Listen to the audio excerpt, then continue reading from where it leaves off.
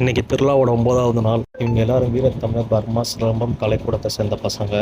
ஒவ்வொருத்தரும் சிலம்பம் வாழ்விச்சு வளரின் மிரட்டி விட்டாங்க. அவங்க குருக்கு தான் நன்றி சொல்லணும். இந்த கலைக்கூடத்துல சிறுவர் சேர்த்து சாமி அழைக்க போறாங்க. கோயிலுக்குள்ள சாமிக்கு பொங்க வச்சுட்டு இருந்தாங்க. சாமி அலங்காரம் சூப்பரா இருந்தது. ஒரு பக்கம் சாமிக்கு மாவிளக்கு போட்டுட்டு இருந்தாங்க. கலைக்கூடத்து பசங்க புலி டான்ஸும் கும்மின்னு அசத்திட்டாங்க. சீர்வரிசையும் வந்தாச்சு. ஒரு பக்கம் சாமியை கும்பிட்டுட்டு வெளியே வந்தா கரும்பு தொட்டில் தூக்கி வேண்டுதல் பண்ணிட்டு இருந்தாங்க. இன்னைக்கும் சரியான கூட்டமா இருந்தது கோவில்ல.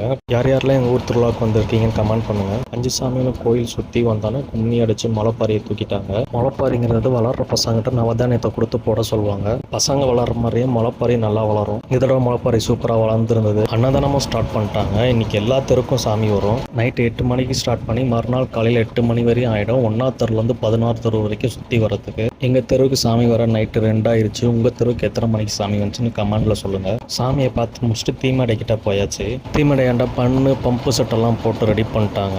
தீமிதிக்க விறகும் ரெடியா இருக்கு. நாளைக்கு தீமிதிக்க வரும் பக்தர்கள் லைன்ல நின்று தீமிதிக்க தடுப்பு ரெடி பண்ணிட்டாங்க. தீமிதிக்கும் பக்தர்களுக்கு ஒரு வேண்டுகோள், பார்த்து பத்திரமா தீமிதிங்க. வெளியூர் பக்தர்கள் தீமிதிக்கிறோம். நாளைக்கு கோயிலில் வந்து காப்பு கட்டிட்டு கடல்ல குளிச்சுட்டு வந்து லைன்ல நின்று தீமிதிக்கலாம். இன்னைக்கு இசை நிகழ்ச்சி இருந்தது. இசை நிகழ்ச்சியை பார்க்க இன்னைக்கு ஃபேமிலியோட கூட்டமா நிறைய பேர் வந்திருந்தாங்க. நாளைக்கு தீமிதி மட்டும் இல்லாம இசை நிகழ்ச்சி வான வேடிக்கையும் இருக்கு. மிஸ் பண்ணிடாதீங்க. நாளைக்கு திருவிழா சந்திக்கலாம். பாய்.